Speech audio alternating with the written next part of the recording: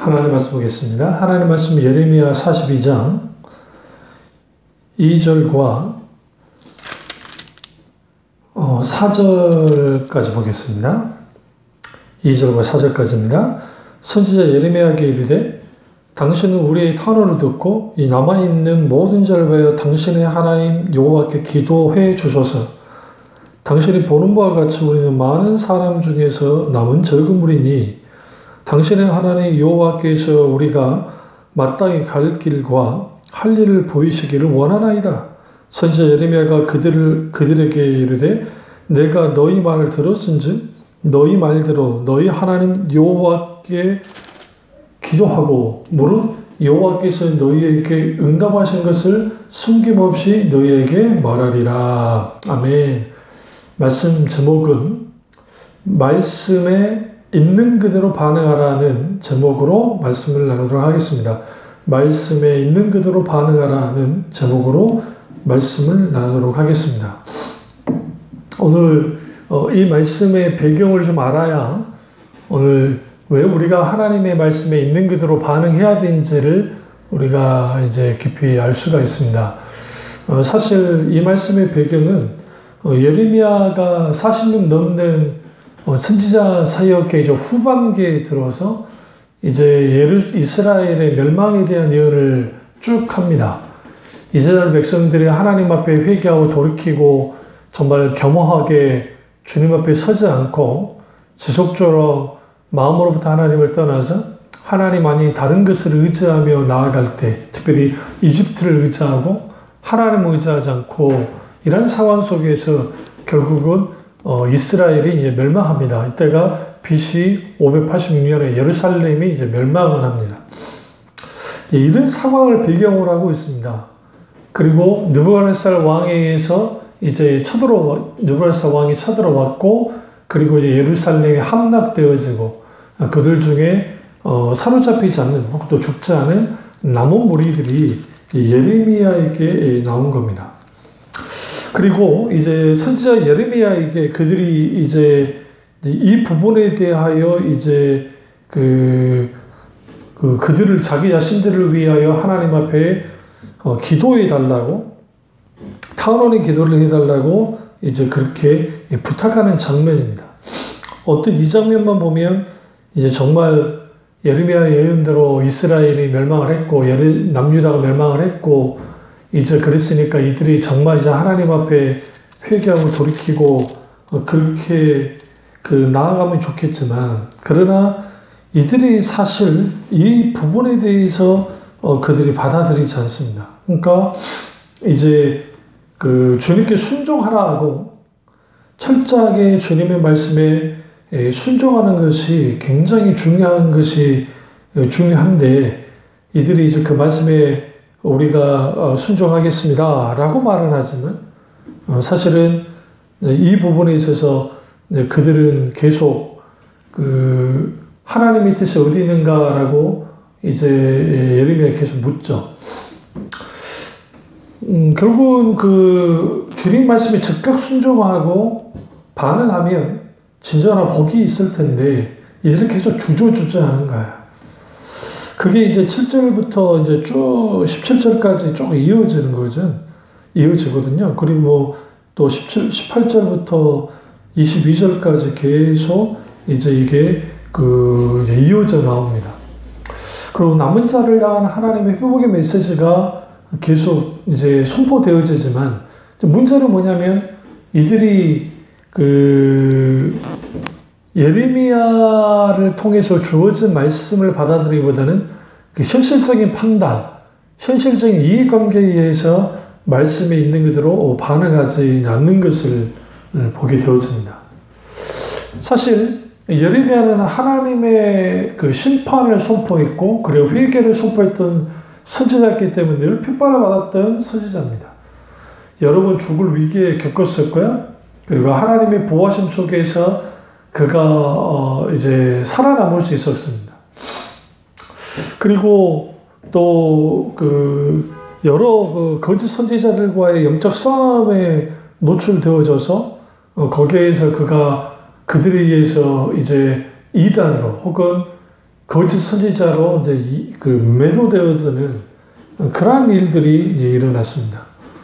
그리고 예레미야를 통해 선포된 회개의 메시지 혹은 심판의 메시지가 이제 강력하게 선포되어질 때에 두 가지 반응이 일어났습니다. 하나는 하나님의 말씀을 듣고 회개하여 죄를 들이키는 것이고, 다른 하나는 말씀을 무시하고 자기 뜻대로 사는 그래서 소수의 무리들은 예레미야 선포하는 말씀에 대하여 반응했고, 그들은 이제 진짜 남은 자로서의 신앙을 갖습니다. 그러니까 다수의 사람들이 하나님의 말씀을 무시하고 자기 뜻과 자기 계획과 자기 생각대로 움직여버렸습니다. 오늘날에도 설교를 들을 때에 많은 사람들이 그 설교를 들을 때 두 가지의 관점에 섭니다. 하나는 내게 이익이 되느냐, 다른 하나는 나를 때리는 설교 아닌가? 나를 타겟으로 삼아서 설교하는 거 아닌가라고 하는 그러한 말 그대로 오해를 하게 되는 겁니다.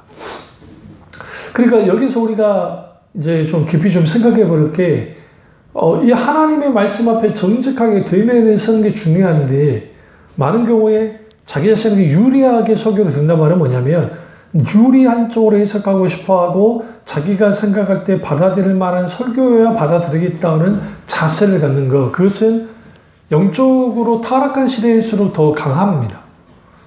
그러니까 하나님의 부흥이 임하면 그때 임할 때 가장 놀라운 게 뭐냐면, 이전에 죄로 여기지 않았던 것들을 죄로 여기고 하나님 앞에 회개하고 돌이키고 중심에서 통야와 자복하면서 하나님의 은혜만을 구해 나옵니다.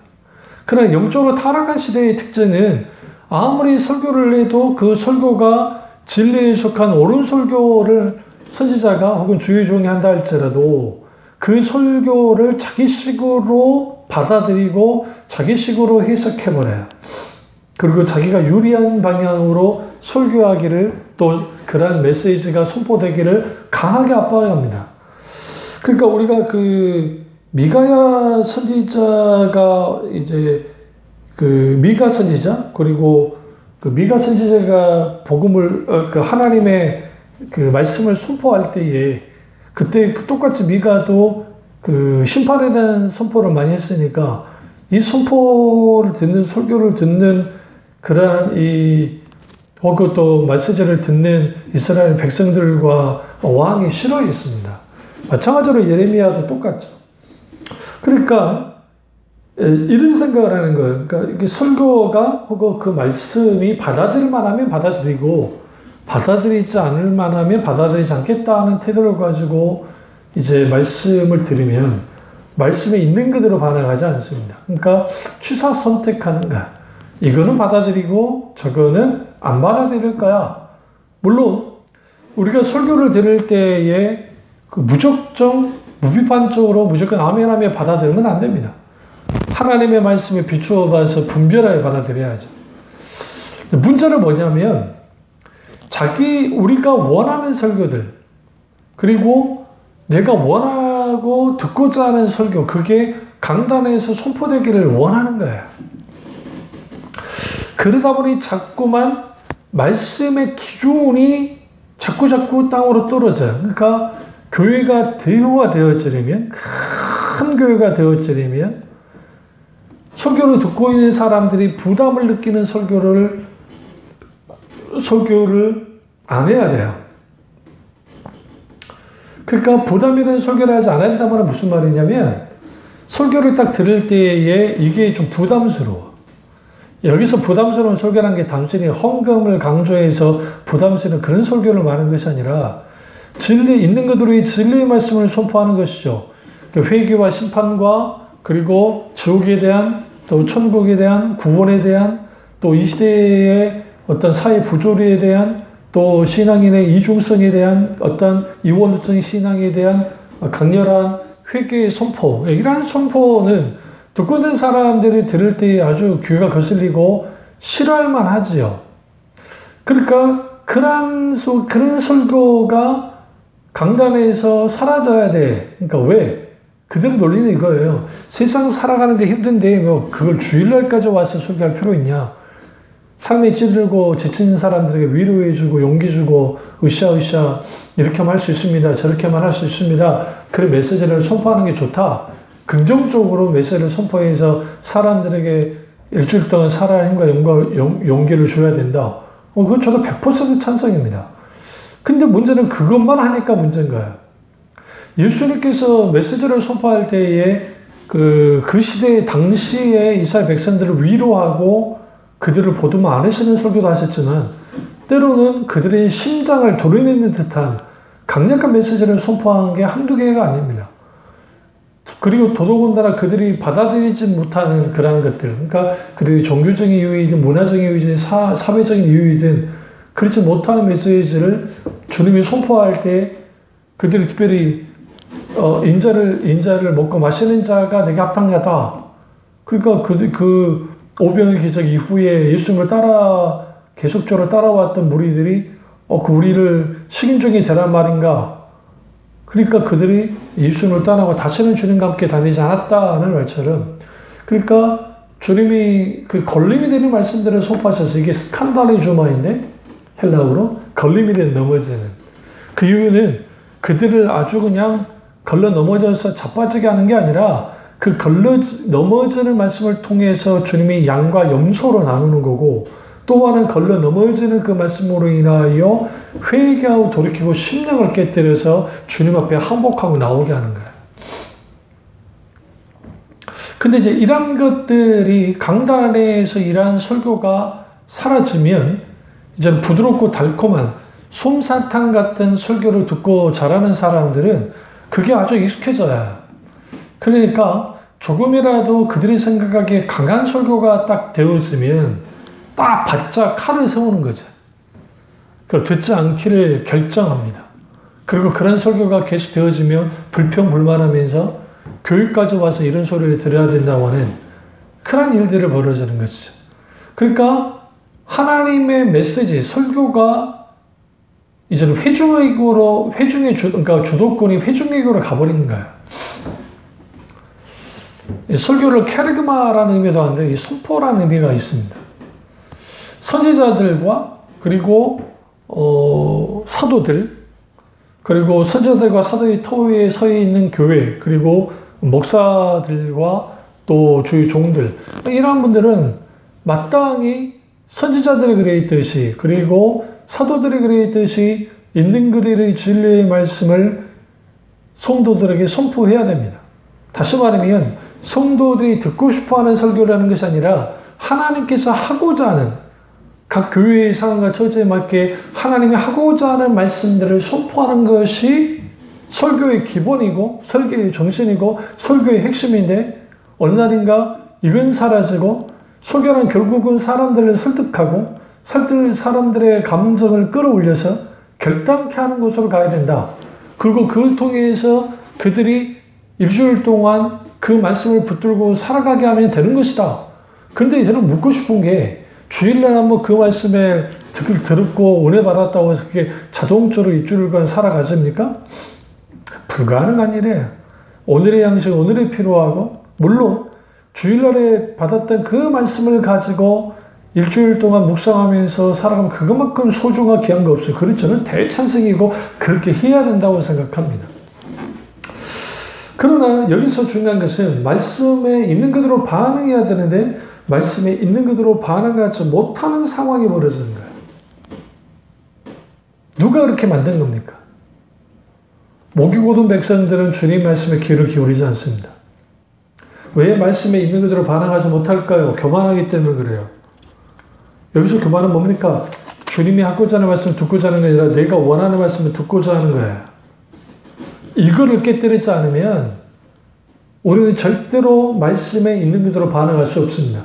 그래서 이 이후에 이제 10일 이후에 여호와의 말씀이 예레미야에게 임하고 그 말씀을 계속 선포하는데 그들이 이제 그 11절을 보시면 여호와의 말씀이니라 너희는 너희가 두려워하는 바벨론 왕을 겁내지 말라. 내가 너희와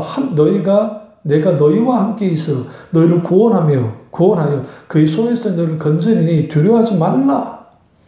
내가 너희를 불쌍히 여기니 그도 너희를 불쌍히 여겨 너희를 너희 본향으로 돌려보내리라 하셨느니라.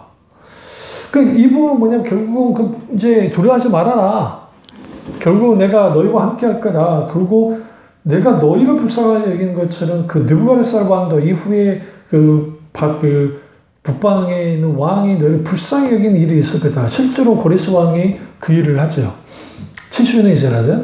그러니까 우리는 여기에서 무엇을 봐야 되냐면 하나님이 말씀하실 때 그 말씀을 있는 그대로 받아들여야 되고, 물론 말씀을 분별하여 받아들여야 되고, 그리고 그 말씀에 있는 그대로 뭐 해야 돼요? 반응해야 돼요.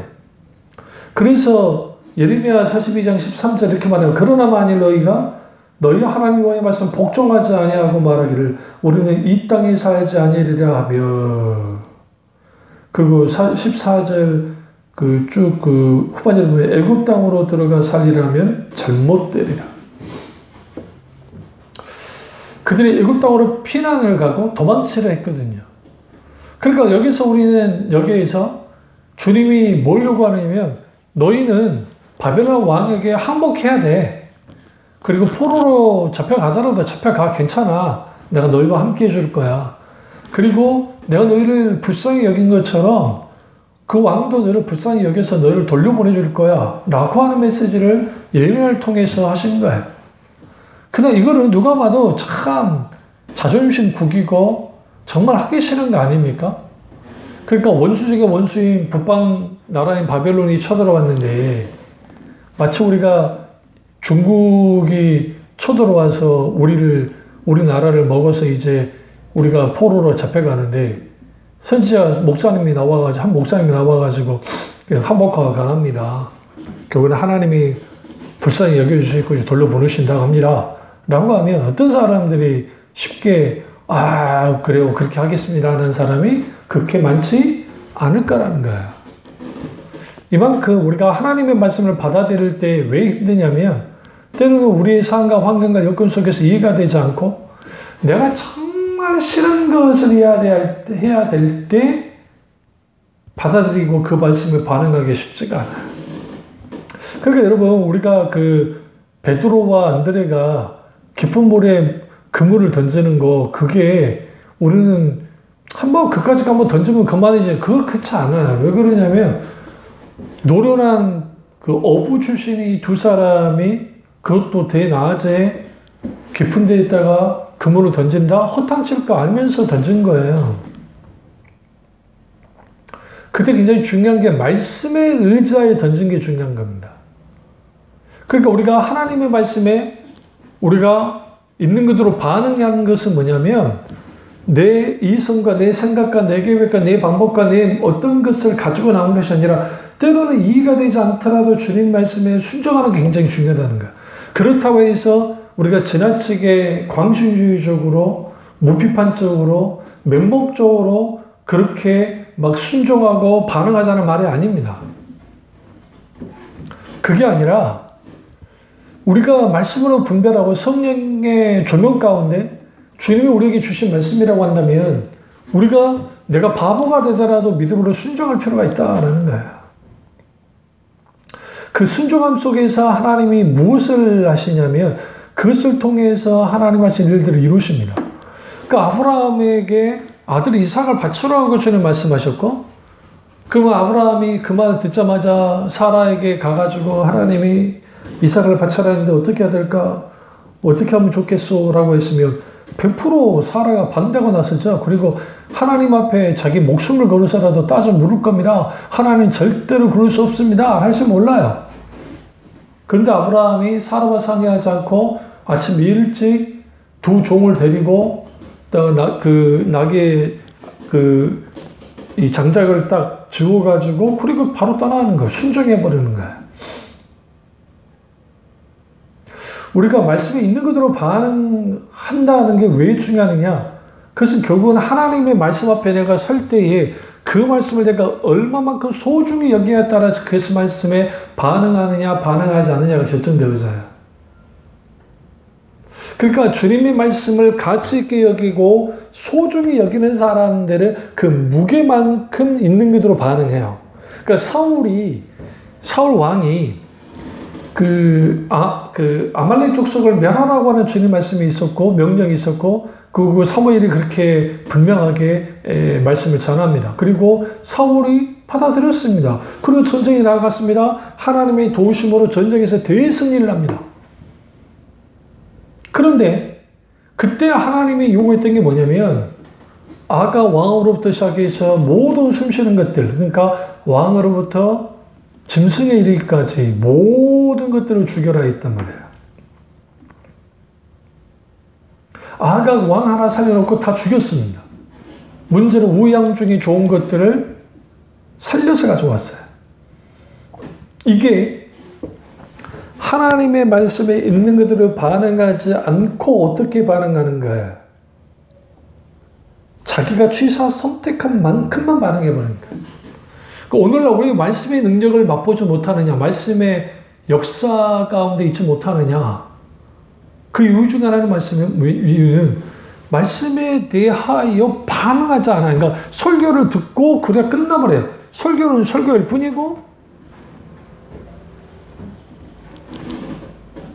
그러니까 목사님 지지십시오. 저는 그냥 계시는 소리를 듣겠습니다. 라고 정말 이게 극단적으로 표현하면 그런 사람들이 생각보다 많아요. 설교를 듣는 태도를 보면 뭐 정말 조금이라도 설교가 길어지면 뒤 돌아가지고 언제 설교 끝나나 보고 몸을 비틀고 뭐 주보에 낙서를 하고 막 그런단 말이에요. 왜 그럴까요?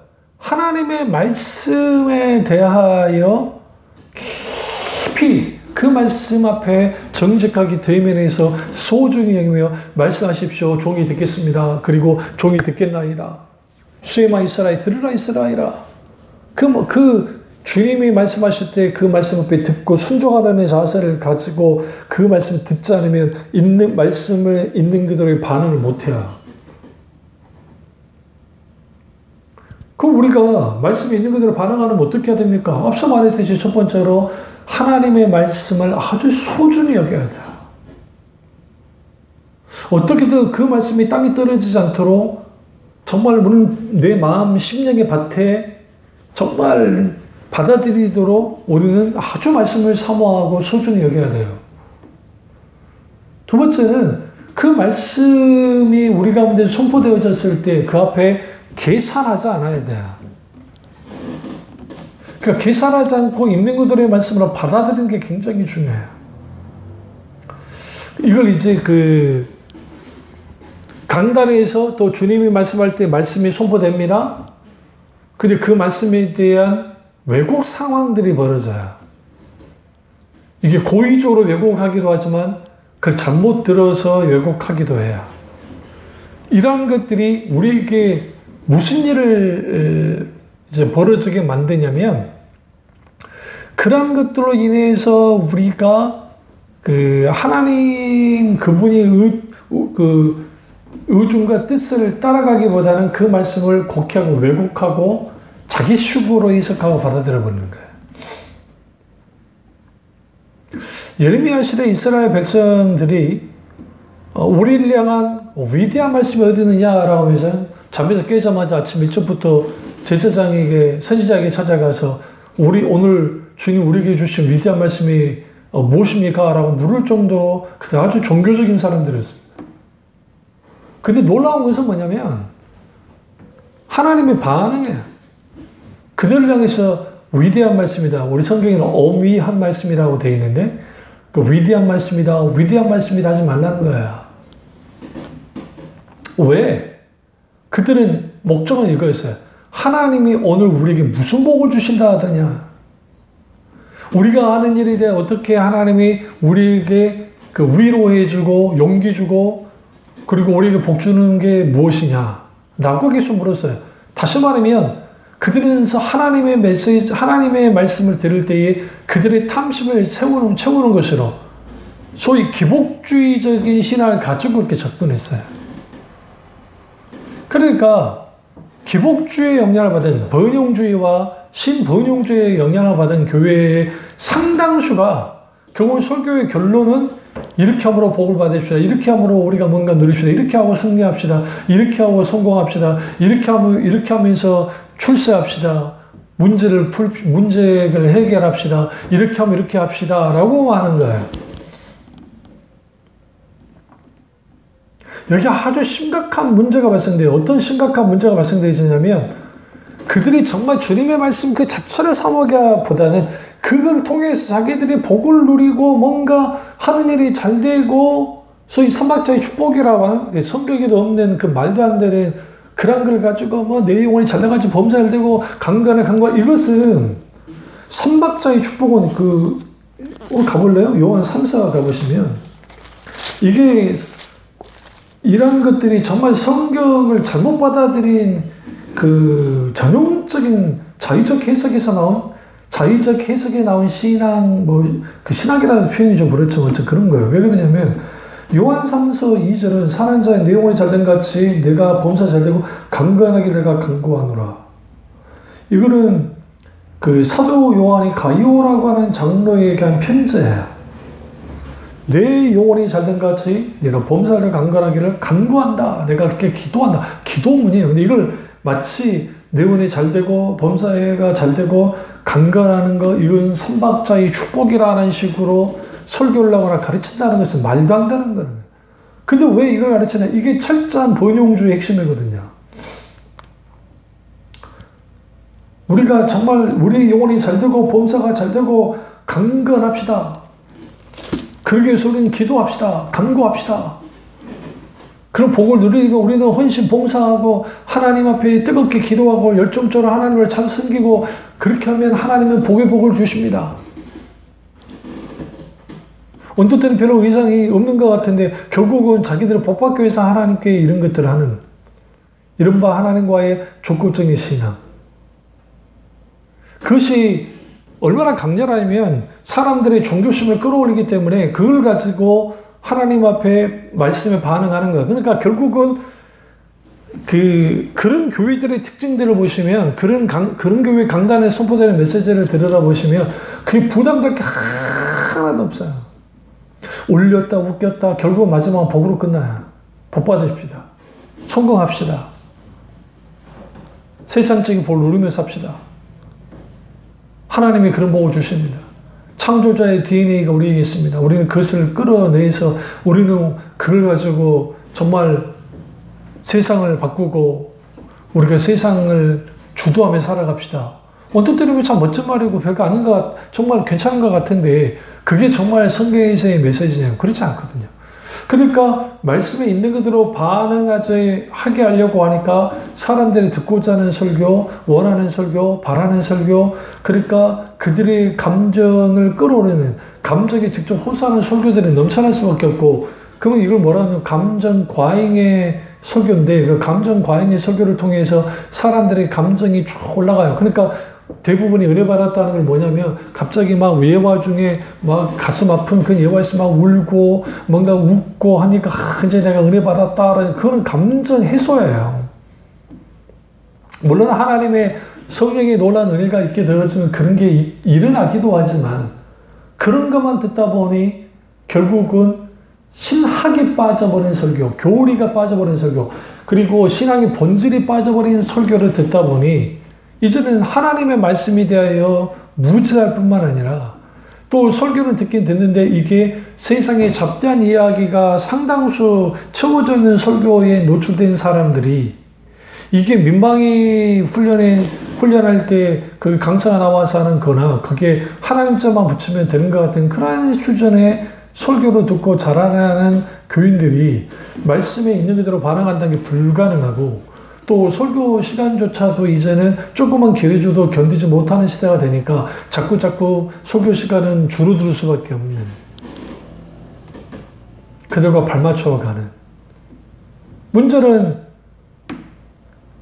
하나님 말씀에 있는 그대로 반응한 적이 없으니까 그 말씀의 능력을 맛본 적도 없고 하나님의 말씀에 붙들려 본 적도 없고 그 말씀을 내가 붙들어 본 적도 없어요. 이게 붙들 때는 내게 힘이 되고 용기 되고 문제 해결해주고 뭔가 해주는 그거는 붙들 줄 모르지만 정작 뭐를 붙들지 못하냐면 반드시 붙들어야 될 생명의 말씀들. 그러니까 예수님을 다 따라갔다 했잖아요.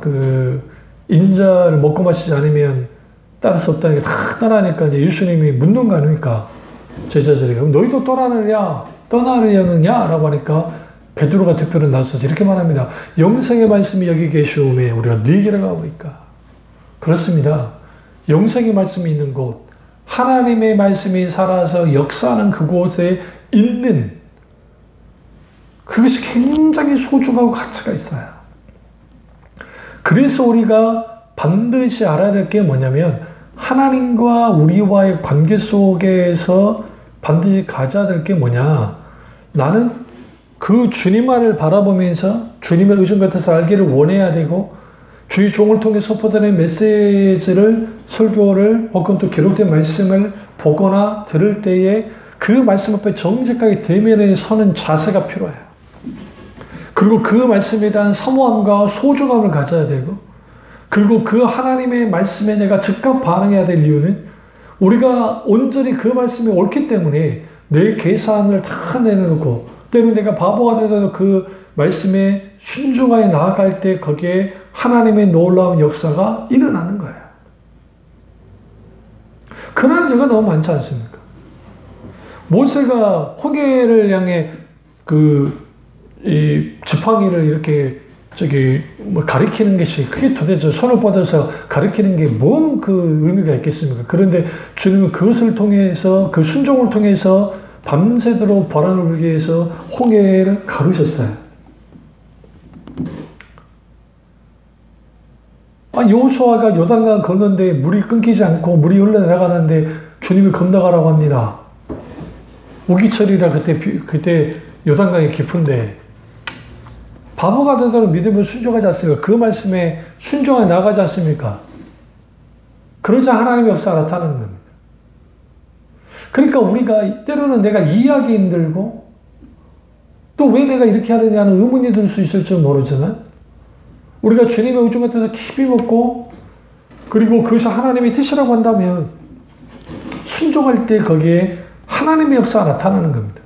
마찬가지로 강단에서 선포되는 설교의 말씀이 있을 때 우리는 그 말씀이 뭐 문장이 틀렸다느니 저건 오해에 안 맞다느니 뭐 이거 이리쿵 저리쿵 그런 자세로 듣는 것이 아니라 오늘 내게 주시는 말씀이 어떤 말씀인가 그리고 그 말씀에 정직하게 대면하여 그 말씀을 받아들이기 시작할 때 그 말씀 앞에 집중하여 그 말씀 앞에 들을 때 그래서 느헤미야나 에스라나 그들이 학계에 마찬가지고 이제 그 말씀을 강론할 때에 그들이 이스라엘 남은 자로 돌아왔던 귀환을 했던 그 남은 자인 유대인들이 어떤 반응합니까? 주목하여 보더라. 그 말씀에 주목하면서 그 말씀을 받아들이기 시작하는 거야. 그리고 그 말씀에 그 심령을 깨뜨릴 때 말씀을 깨달아 알고 아니면 때는 그 말씀에 용기를 얻을 때 하나님 앞에 감사 영광을 드리고 회개하는 그리고 즉각 그들의 순종으로 나아가는 그렇게 말씀의 역사가 나타나는 것처럼 우리도 또한 말씀이 있는 그대로 바라가는 것이 왜 중요하냐. 그래야 곁길로 가지 않고 하나님의 남은 자를 향한 하나님의 은혜가 오늘 예레미야의 말씀을 듣던 자도 있는 것처럼 그러지 않았던 사람들이 이제 애굽으로 도망쳤습니다. 그리고 강제로 예레미야도 끌고 갑니다. 그리고 예레미야를 전승이 하면 거기에 톱을 켜 죽입니다. 그러나 북방 민족이 어떻게 합니까? 이 바벨론이 애국까지 쳐들어가서 그들을 초토화시킨다. 여기집들. 그래서 여러분 우리가 분명히 알아야 할 것은 뭐냐면 하나님이 나가는 만큼 나가고 하나님 그분의 말씀이 설 때 같이 서면 돼요. 말씀 있는 대로 반응하십시오. 거기에 말씀의 열매가 나타나고 말씀의 능력이 나타납니다. 이 은혜가 저와 여러분의 있기를 주님을 축원합니다. 기도하겠습니다. 상해적 역사적 은혜의 종 우리와 함께 하시고 하나님 말씀이 우리 가운데 온전히 나타나게 하시고 그 말씀 가운데 굳게 설 수 있도록 도와주시며 말씀이 있는 그대로 반응함을 통해서 살아서 역사하신 하나님 말씀에 붙들리고 그 말씀 안에 거하는 우리 교우들 다 될 수 있도록 은혜 베풀어 주시옵소서. 예수님의 이름으로 기도드립니다. 아멘.